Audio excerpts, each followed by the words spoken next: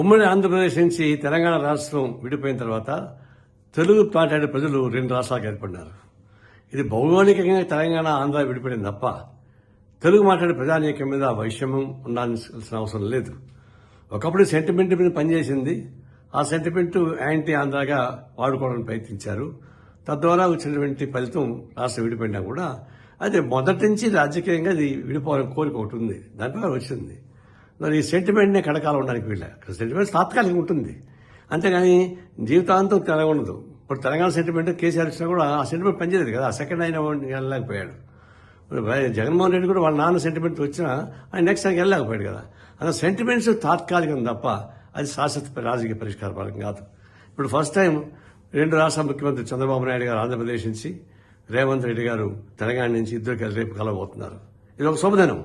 రెండు రాష్ట్రాల్లో ఉన్న ముఖ్యమంత్రులు చూడాల్సిన ఏంటంటే తెలుగు మాట్లాడే ప్రజానీకానికి క్షేమం కోరాలి, వైషమ్యం ఉండాల్సిన అవసరం లేదు. ఎవరి రావాల్సినటువంటి వాళ్ళు న్యాయబద్ధమైనటువంటి డిమాండ్ సాధించుకోవాల్సిందే.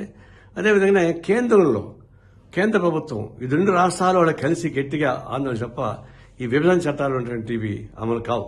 అలాంటప్పుడు ఇద్దరూ కలిసి అన్యాయంగా మాట్లాడుకోవడం, ఎవరి హక్కులను వాళ్ళు కాపాడుకుంటాం, ఎవరి రైట్స్ వాళ్ళు కాపాడుకోవచ్చు, తప్పేం లేదు.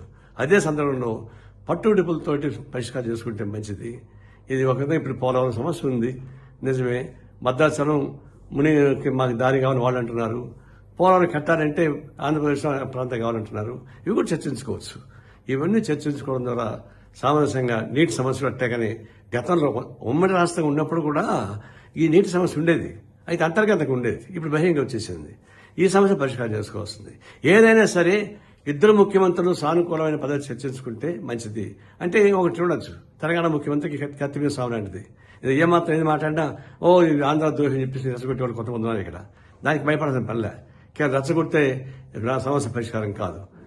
దానికి భయపడకుండా తెలంగాణ ముఖ్యమంత్రి కూడా ధైర్యంతో, అదే ఆంధ్ర రాష్ట్ర ముఖ్యమంత్రి కూడా పట్టుబడులతోటి పనిచేసుకుంటే పరిష్కారం అవుతుంది. కొంతమంది ఏదైనా సరే పరిష్కారం చేసినప్పుడు కొంతమంది సెంటిమెంట్స్ రెచ్చగొట్టేవాళ్ళు ఉంటారు, కొంతమంది చెడగొట్టేవాళ్ళు ఉంటారు. అవన్నీ మనం పట్టించుకోవాల్సిన అవసరం లేదు. ఉభయ రాష్ట్రాలకు ఉన్న తెలుగు ప్రజలకు ఉపయోగపడాలి. కేంద్ర ప్రభుత్వం నుంచి విభజన చట్టంలో హామీలను అమలు చేసుకోవాలి. దీనికోసం ఫైట్ చేయమని చెప్పి మేము కోరుతా ఉన్నాం.